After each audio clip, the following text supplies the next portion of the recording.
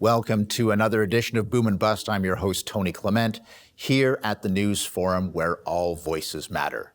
Recently, the Trudeau government announced its plans to get Canada to net zero in carbon emissions by the year 2050. But what does this mean? And what are the impacts? Joining me to discuss is Dr. Ross McKitrick. He is a professor of economics at the University of Guelph and senior fellow at the Fraser Institute. Thank you very much, Professor, for being here today. My pleasure, Tony. So the first question is, what is a net zero pledge? A net zero pledge is a pledge to get our emissions of carbon dioxide down so low that if you offset against them things like the take-up of carbon dioxide by tree growth and a few other sources of emission credits, they would net out to zero.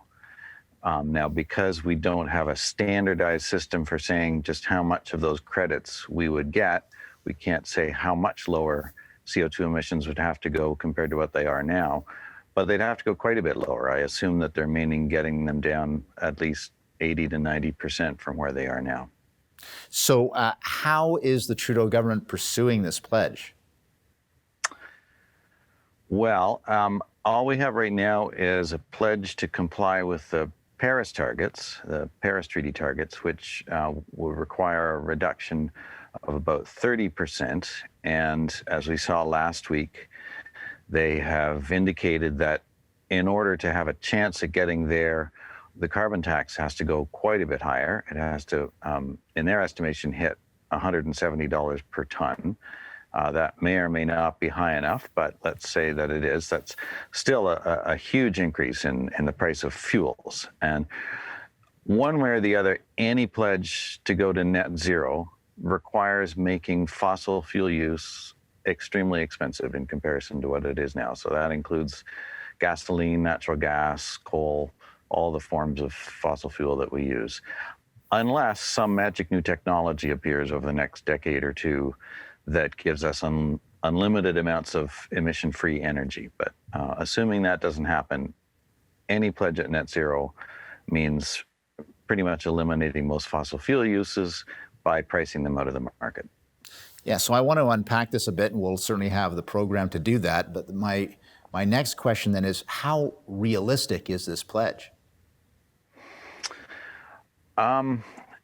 Well, if some of your viewers may remember the Kyoto Protocol, that's going back to 1997, and nations signed an agreement which pledged them to make a fairly modest reduction in carbon dioxide emissions by the year 2010. And almost all the nations that signed up to Kyoto failed to meet their pledges. It's very expensive to reduce CO2 emissions. And there have been pledges since then. Paris is just the latest one, and very few of the countries in Paris are on track to meet their commitments.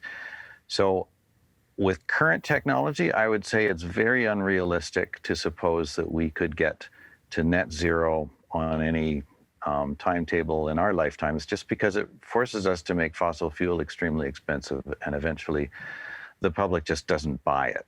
And so I don't think it's politically feasible. Technically, I suppose we could eliminate fossil fuel use and get by without them. It's just economically, it would be extremely ruinous. And I don't think the case has been made that the benefits would be there to justify such costs. Yeah, and I guess maybe this is a normative question, but is it a desirable pledge to make, given the economic costs? I guess we're balancing two different things. Some would say the future of the health of the world is at stake, and others would say the economic cost is too much. So it really is a balancing question, isn't it? Yeah, and I would say net zero isn't a mainstream concept in economics. We don't look at carbon dioxide emissions as if they are a deadly threat to the future. When large-scale assessments have been done of, let's take mainstream estimates of what the impacts of carbon dioxide are on the climate over the next 100 years, and it's a wide range of estimates, but if we take mainstream numbers, what do those costs actually look like for people to adapt to over time? And the last time this was done on a large scale by the Obama administration in the United States back in 2013 and 2015. Hold that thought, Professor. We do have to go for a break.